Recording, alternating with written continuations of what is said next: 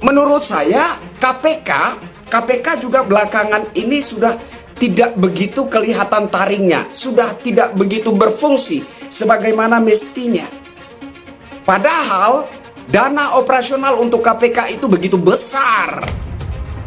Tetapi KPK belakangan sepertinya sudah tidak memiliki taring yang dapat diharapkan oleh rakyat. Nah, sehingga menurut saya KPK ini juga sebaiknya dibubarkan saja. Lantas pemberantasan korupsi akan ditangani oleh siapa?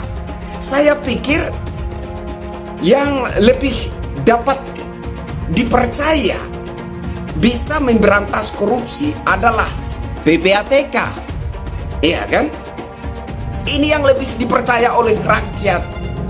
Belakangan saya membaca ada 2 berita terkait KPK dan itu lucu-lucu. Jadi dia meminta kita masyarakat gitu ya untuk membuka data-data pejabat yang kekayaannya itu dinilai tidak wajar, dinilai berlebihan atau mencurigakan gitu. Jadi diminta dibuka. Bagi saya itu lucu gitu. Karena yang seharusnya membuka data-data itu kan KPK. Yang seharusnya menilai harta pejabat itu layak atau tidak layak atau berlebihan itu kan KPK gitu. Ya, ini memang sangat unik sekali ya. Di mana KPK yang kerjaannya adalah menangkap koruptor. Tetapi penyidik KPK-nya sendiri terjerat atau tersandung kasus korupsi. Hal tersebut pun terungkap saat sidang pengadilan. Ya, seharusnya anggota Komisi Pemberantasan Korupsi seharusnya memang orang-orang pilihan, karena dengan namanya saja sudah Komisi Pemberantasan Korupsi. Tetapi yang ini malah tersandung kasus korupsi. Kasus korupsi di Kemenaker, KPK geledah rumah politikus PKB. Tim penyidik Komisi Pemberantasan Korupsi atau KPK menggeledah sebuah rumah di Gorontalo Selasa 29 Agustus 2023. Penggeledahan ini terkait dengan penyidikan kasus dugaan korupsi terkait pengadaan sistem proteksi TKI di Kementerian Ketenagakerjaan atau Kemenaker. Berdasarkan informasi yang dihimpun, rumah yang digeledah KPK milik politikus PKB Rena Usman, mantan Dirjen Pembinaan Penempatan Tenaga Kerja dan Transmigrasi Kemenaker itu kini menjabat sebagai Ketua DPW PKB Bali. Tim penyidik melaksanakan penggeledahan di salah satu rumah yang beralamat di Jalan Merdeka atau Jalan Takineode, Ipilo, Gorontalo. Kata Kabag Pemberitaan KPK Ali Fikri Selasa 29 Agustus 2023. Ali Fikri menyampaikan penggeledahan ini merupakan upaya KPK untuk mengumpulkan berbagai alat bukti terkait dugaan korupsi di Kemenaker. Dia belum menyampaikan soal temuan apa saja yang berhasil diperoleh KPK lewat penggeledahan kali ini.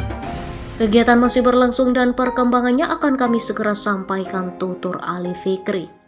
Diberitakan KPK sedang mengusut kasus dugaan korupsi terkait pengadaan Sistem Proteksi Tenaga Kerja Indonesia atau TKI. KPK telah menetapkan 3 orang sebagai tersangka kasus ini. Ia betul tersangka ASN 2, swasta 1, kata Ali Fikri Senin 21 Agustus 2023. KPK terus berupaya mengumpulkan berbagai alat bukti untuk mengusut dugaan korupsi di Kemenaker. Beberapa upaya yang ditempuh untuk mencari bukti melalui penggeledahan maupun pemeriksaan saksi. Dalam kesempatan yang sama, Ali Fikri menyampaikan dugaan korupsi yang diusut KPK di Kemenaker terkait dengan dugaan kerugian keuangan negara. KPK mengendus adanya kerugian negara dari pengadaan sistem proteksi TKI. Dugaan korupsi ini terkait dengan pasal 2 atau pasal 3 yang berhubungan dengan kerugian keuangan negara sehingga butuh waktu termasuk untuk menghitung kerugian keuangan negaranya, tutur Ali Fikri. Sebagai informasi, KPK sempat membeberkan tempus delikti atau waktu terjadinya tindak pidana korupsi di kementerian tersebut pada 2012. Proyek yang menjadi banjakan yakni Sistem Proteksi Tenaga Kerja Indonesia atau TKI.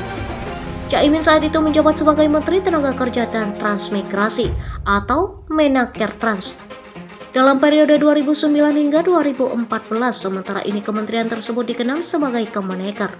Kabag Pemberitaan KPK Ali Fikri menyampaikan saat gelar perkara pihaknya memutuskan menggelar penyidikan terkait dugaan korupsi di Kemenaker era Caimin pada Juli 2023. Setelah memperoleh bukti cukup, lalu surat perintah penyidikan terbit pada Agustus 2023. Namun sebagai pemahaman bersama, sebelumnya pasti ada proses-proses penerimaan laporan, telaah dan verifikasi lebih dahulu.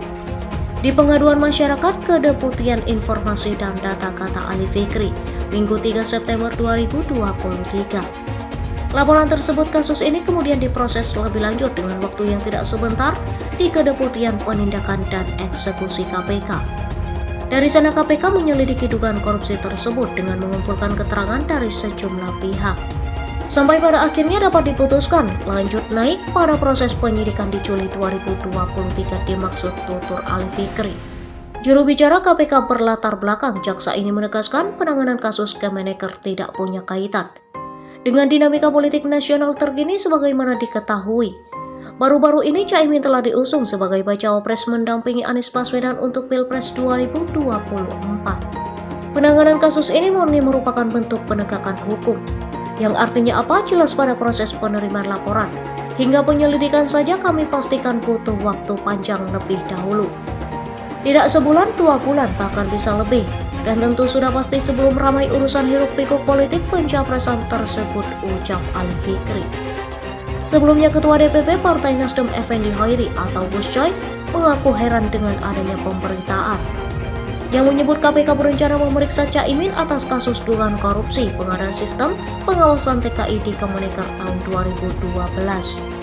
Gus Coy menilai langkah KPK tersebut terlalu mengada-ngada. Gus Coy mengingatkan KPK adalah lembaga penegak hukum, bukan alat politik.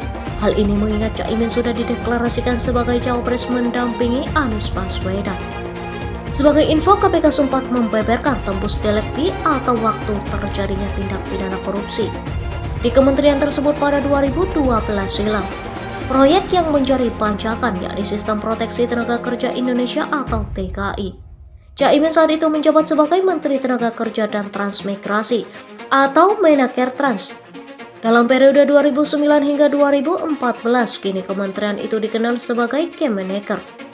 Saat ini Caimin telah diusung sebagai bakal calon wakil presiden mendampingi Anies Baswedan untuk Pilpres 2024 mendatang. Ketua DPP Partai Nasdem, Effendi Hoiri alias Gus Coy, heran dengan penanganan kasus di Kemenaker tersebut mengingat KPK membuka peluang untuk memeriksa Caimin sebagai saksi.